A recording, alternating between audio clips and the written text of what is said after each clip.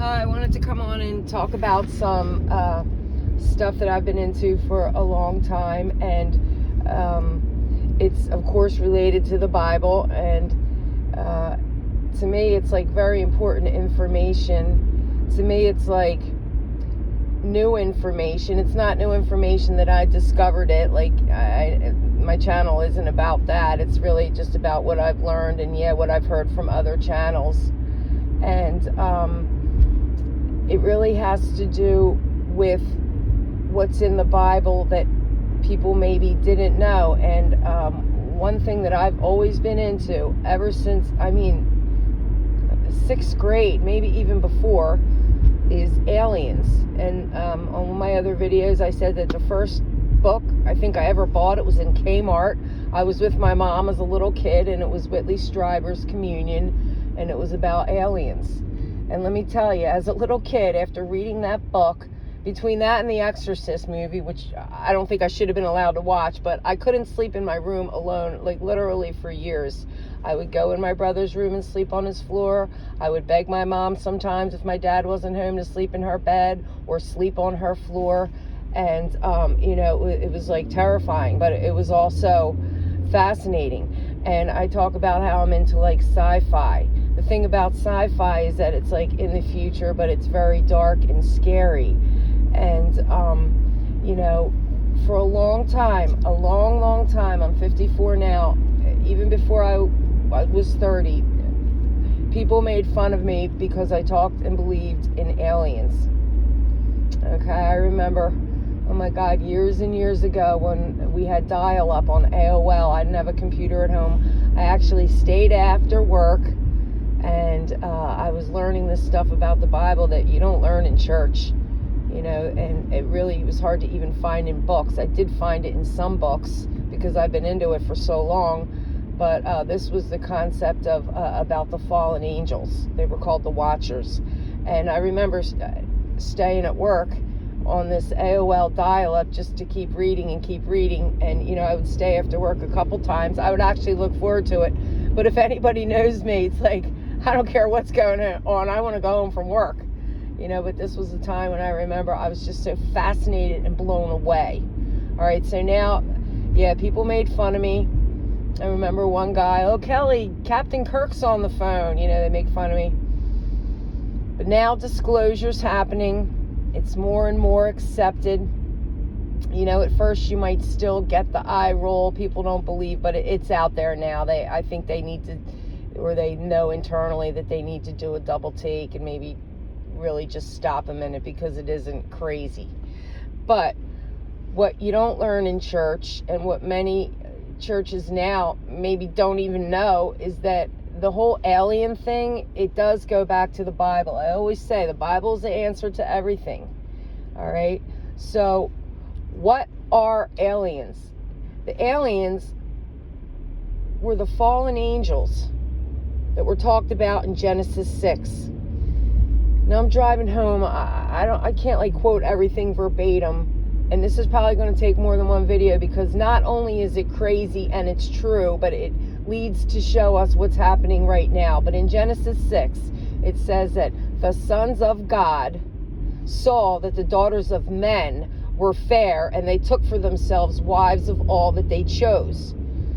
So in the church, it was historically taught that the sons of God were the line of Seth, and the sons of man were the line of Cain, but that's not really the way it is. The sons of God were not men. And it does not mention in the Bible that the sons of God were Sethites. It doesn't mention anything about that. But it does say that the sons of God chose for themselves wives, came into them, and created the Nephilim, or the giants, men of renown. Now, the people, I think I'm quoting from Tom Horde, they did happen to be giants, but the word doesn't really mean giants. It means the fallen. All right, so the fallen angels mated with the sons of men, and they created the Nephilim, the giants. Now, this is where all the myths come to, the superheroes like Zeus, Hercules, Athena. I don't even know if that's one of them. The goddess, all the goddesses and the Greek goddesses and the Roman gods and goddesses and the things of mythology.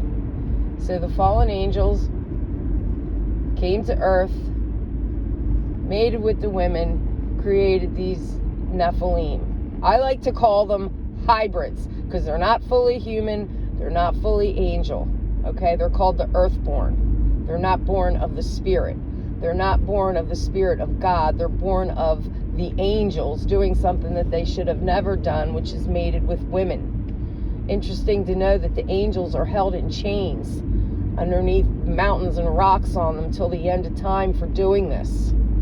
You know, and they all swore together that they would follow through with this. All right. Interesting note. It's one of the reasons why people wear head coverings. They believe so that it wouldn't attract the angels' attention. Anyway, that's getting off the subject. So these Nephilim hybrids were created. Why would the fallen angels want to do this? I mean, it wasn't just about sexual pleasure. Okay? They were under control, obviously, or Team Satan. Satan knew from Genesis 1 that the seed of the woman would crush the head of the serpent seed, but that the serpent would only bruise the seed of the woman's heel. So Satan ultimately knew he was defeated through the seed of the woman. He wanted to destroy the seed line so that the Messiah couldn't be born. So instead of having fully humans, now you have hybrids. And this is such a long, involved topic, okay? But now when you go on to the flood, it says that all flesh was corrupted. All flesh was corrupted, not just man. It says Noah was perfect in his generations, meaning he was like the only one that wasn't corrupted. But if you think about the all flesh thing, that goes back to the animals as well. You know, now we think of angels with wings. Who the heck really knows? I mean, the fallen angels, they were doing genetic manipulation, not just on man, but on animals. And God said all flesh has been corrupted, and he destroyed it through the flood. But it says that Noah was perfect in his generations. What's a generation? Your genetic seed line, okay? So the aliens are basically fallen angels, or part of the fallen angel world, part of the evil world. Okay? And when you listen to these alien abduction experiences, which, like I said, it's been like maybe over 30 years for me learning about this stuff. A lot of them talk about having sexual experiments done on them. Women talk about becoming pregnant, the baby's gone. Years later, they're taken up to this ship and they meet their hybrid babies. Now, I know it sounds freaking nuts, but this is what people are saying. And as much as the concept of just aliens sounded nuts, you know, the whole thing is nuts. So if that's nuts, we got to look at everything that's nuts, because we know that it's true now. So this all leads back to the Bible. Why? Because not only the fallen angels corrupted man. Why did they do it? To destroy the seed line of the woman so the Messiah wouldn't be born, because Jesus ultimately rules and will cast them into the hell. But it also says that in the times of Noah, so shall it be at the coming of the Son of Man. So it goes on to explain also in the times of Sodom. You know, yeah, people were eating and drinking and marrying and giving in marriage. But like in Sodom, there was great sin. I'm sure we all know what that was. But, you know, the Bible has more than one meaning. There's like surface meanings, different meanings, sometimes like circular meanings. So when you really look into the times of Noah, that was the time when all the hybrids, the Nephilim, the corruption of the flesh happened, and God destroyed it and started over. But what's happening now? It is as in the times of Noah, because people are eating and drinking and marrying and giving in marriage, but at a deeper level, you know, these aliens are creating hybrids. There are people on earth that are not fully human. I know that sounds crazy, but just think, we all thought aliens were crazy. Now we know. So, you know, you have to, like, really have an open mind. Okay? So, there you have it. The importance of knowing about the Bible to interpret our present day reality. Genesis 6 tells us that the fallen angels mated with men, or fallen angels mated with women and created the giants and the Nephilim, the hybrids. God said all the flesh was corrupted and destroyed it, but that it would be like the times of Noah when the Son of Man comes again. And now we find out that it is like the times of Noah again, because we see these aliens, we hear abduction stories, there's hybrids out there. All right? So, unless you understand that, this is my opinion, unless you understand that, you don't understand, like, the worldview of, like, what really aliens are, what are their purposes. You know, basically it's like the army of Satan. They wanted to destroy the Jewish seed line. They wanted to destroy Jesus himself. You know, Satan's the ruler, the prince of the power, the air, the earth.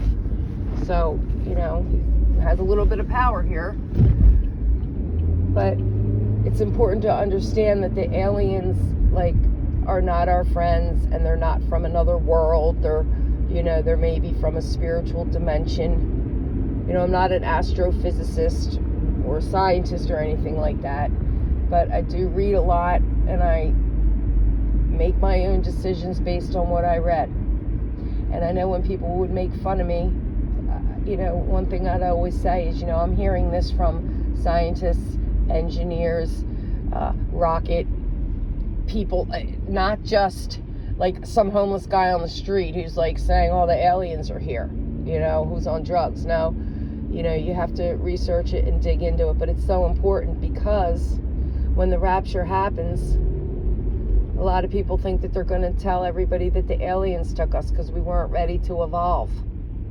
Okay? When the Antichrist comes, you know, the aliens may be involved, give us, through him, a cure of cancer, you know, be able to grow crops throughout the whole world, come in through peace and safety, you know. So it's important not to be deceived. They're not our friends. They're not aliens. They're fallen angels. Okay? And when the Antichrist comes, you can't be deceived thinking that it's Jesus. He's going to come as if he's God. He's going to make people think he is God, worship him as God, or die. Now, Jesus said clearly in his words, if they say he is in the desert, do not go. If they say he is in the secret room, do not go. Jesus will return like lightning shines from the east to the west. He'll be coming in the air. You're not going to go to the desert or a secret room to meet him. Okay? And after the rapture happens, no, the aliens didn't take us because we weren't ready to ascend. And it's funny because part of all this is, you know, I have an interest in the occult, and I've read a lot about all different New Age occultism. They're talking about an ascension that's going to happen, and people are going to disappear. Some people aren't. Some people are going to be ready. Some people will not be ready. You know, now they're going to tell the lie that we weren't ready to ascend because we won't conform to the world's, you know, Babylon system. And they're going to say that we're holding back the progress of humanity, especially after the mark of the beast is implemented. Okay?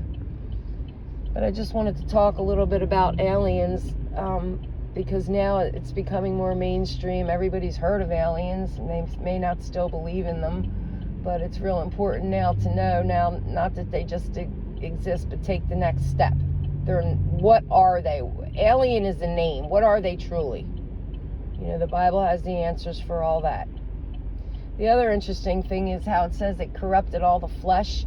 When you read about experiments happening in Montauk, New York, like crazy chimera hybrid creatures have been documented and washed up on shore, and supposedly, you know, there's labs where they're doing all kinds of genetic experiments. It is as in the days of Noah. You know, and it says, shut up the words till the end. I don't think another generation really could have understood maybe genetic manipulation, especially because it was all hidden, all this activity. So anyway, I just wanted to come on and give my thoughts about what aliens truly are. And, you know, I didn't even get into so much of it, but it's just like a brief synopsis of where you can find it in the Bible, Genesis 6. And another interesting thing, you could go on and on and on. Like I said, there's a million rabbit holes. If you Google online giants, they show people excavating giants where the person is like the size of the giant's eye socket. I mean, these things are huge. Well, what happened to them? They were all supposedly taken to, I don't want to say where, and just like disposed of or hidden. But there is evidence. The other fascinating thing, if you want to blow your mind, Google mud fossils. Mud fossils aren't like little, you know, worms that were stuck in the rock and you split it open. Mud fossils, it's like a theory of the giants, their dead bodies became our landscape. It's unbelievable. It's a whole other rabbit hole. So if anybody's bored this weekend, you know, you got a couple things you can look into. Like I said, I haven't even touched the surface, but it's just like a general explanation of the Bible and aliens. Have a great day.